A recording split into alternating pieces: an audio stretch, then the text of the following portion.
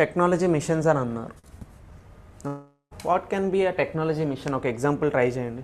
Try to guess one technology mission that we see. ఇప్పుడు మనం ఎప్పుడో 1960s 70s టైం అప్పుడు we have seen the green revolution. Okay, so that green revolution can be an example for technology mission. దాంతోపాటు various policies and applications అని అంటూ ఉన్నారు.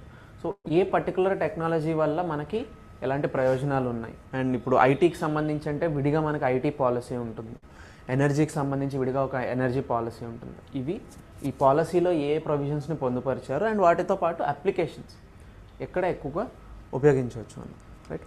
So national SNT policy అన్నారు, recent SNT innovation policy.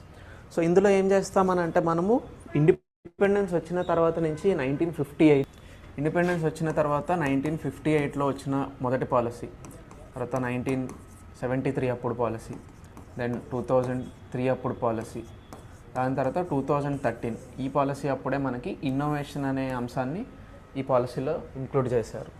ఆ తర్వాత draft policy అయిన 2020. ఇది ఎందుకు ఇంకా డ్రాఫ్ట్ పాలసీ అన్నారంటే పూర్తిగా అమల్లోకి తీసుకురాలేదు, అంటే పూర్తి అవ్వలేదు అనమాట, ఇంకా డ్రాఫ్ట్ స్టేజ్లోనే ఉంది. కాబట్టి ప్రతి ఒక్క పాలసీలో కూడా ఏ విధమైన ప్రొవిజన్స్ని పరిచారు అండ్ వాటి వల్ల ఇండియాలో ఉన్న సైన్స్ అండ్ టెక్నాలజీలో ఎలాంటి ప్రోగ్రెస్ వచ్చింది, వీటన్నిటితో పాటు ఎంతవరకు మనము వాటిలో ఈ ప్రోగ్రెస్ని అందుకోగలిగాము. బికాస్ ఇదంతా కూడా ఎప్పుడో దాదాపు చాలా సంవత్సరాల క్రితం కాబట్టి ఖచ్చితంగా వాటికి సంబంధించి అనుకున్న టార్గెట్ని ఎంతవరకు మీట్ అయ్యాం మనము అన్నది కూడా మనకి ఇన్ఫర్మేషన్ దొరుకుతుంది. ఎందుకంటే ఈ పాలసీకి సంబంధించి ఏంటి అని అంటే మహా అయితే ఈ పాత వాటికి సంబంధించి క్వశ్చన్ అడిగితే they can ask you names ఇవ్వచ్చు మీకు.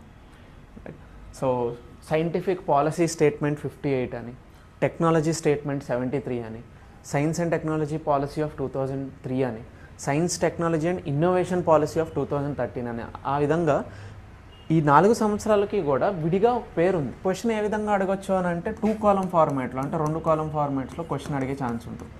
మొదటి కాలంలో ఏంటి అని అంటే ఆ పర్టికులర్ పాలసీ పేరు ఇవ్వడం జరుగుతుంది. దాని తర్వాత పాలసీ 2లో ఆర్ కాలమ్ 2లో మీకు పర్టికులర్ ఇయర్, సంవత్సరం ఏది అన్నది అడగడం జరుగుతుంది. సో ఇప్పుడు మీకు ఆప్షన్స్ ఏ విధంగా అడగచ్చు అని అంటే ఇచ్చినవి కరెక్ట్గా పేర్ అయి ఉన్నాయా లేదా అని అడగచ్చు. ఒకటి, ఇచ్చిన పేర్స్ అన్నవి కరెక్టా కాదా అని అడగచ్చు. లేదు అని అంటే సింప్లీ ఇక్కడుండే A, B, C, D ఉంటాయి కదా, వీటిని ఇక్కడుండే 1, 2, 3, 4తో మ్యాచ్ అయ్యే విధంగా ఆప్షన్స్ అరేంజ్ చేసి ఇవ్వచ్చు.